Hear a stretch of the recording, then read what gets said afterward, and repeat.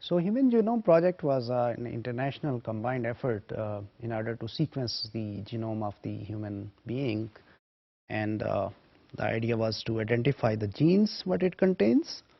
It was coordinated by National Institute of Health USA and US Department of Energy. Actually, Department of Energy was interested in finding out the effect of radiations on the human genome. Sequencing was performed by 20 different international organizations from all over the world. That includes United Kingdom, France, Germany, Japan, and China. Obviously, USA was there as a major collaborator. A project formally began in 1990s and was completed in 2003. Actually, it was 2 years ahead of its schedule. It provided a blueprint for the development of a human's genome. Main objectives were to provide a complete sequence of 3 billion base pairs which are present in the DNA, and then find out the estimated genes. At that time, the estimates were around 100,000, but later on we see that they are less than 30,000.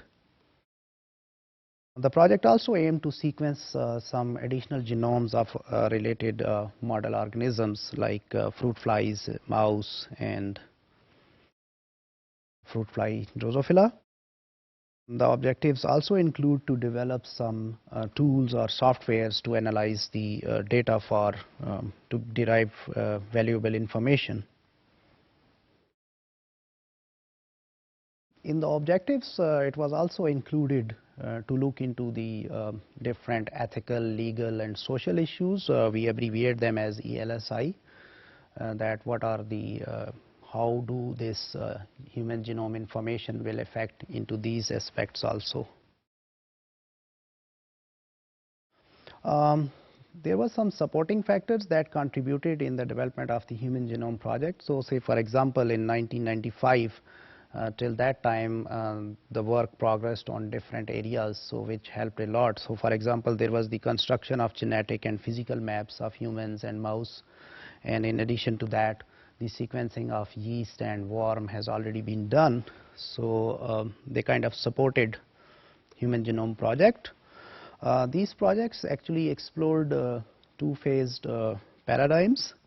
Number one was shotgun phase, in which the genome is divided into appropriate size fragments and sequenced, and then in the finishing and assembly those fragments are put together.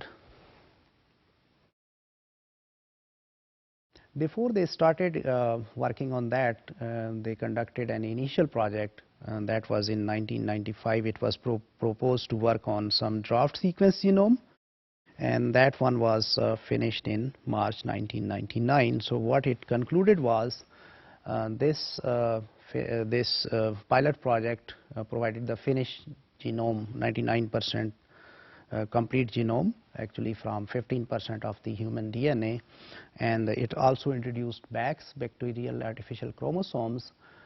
They were introduced as cloning vectors, so then later on they were used in the second phase.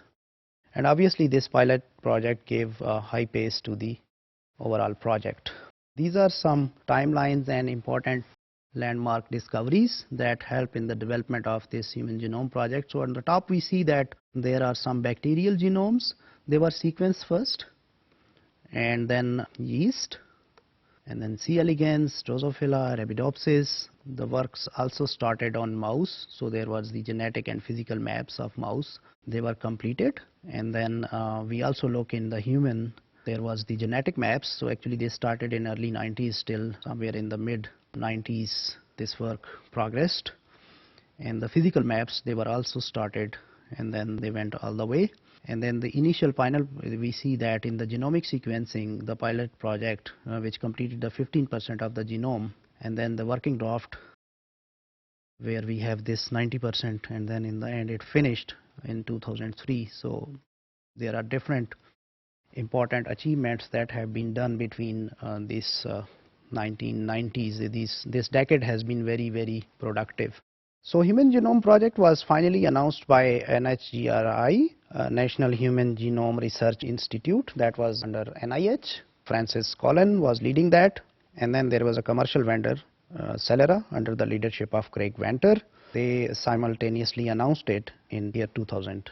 So knowing more about genes will definitely contribute towards improvements in life sciences, biotechnology and medicine. Here we can see the importance of this project in the sentences delivered by President Obama in 2013 State of the Union address. So he says that if we want to make the best products, we also have to invest in best ideas. So every dollar we invested to map the human genome returned $140 to the economy. So Human Genome Project aims at sequencing and characterization of human genome.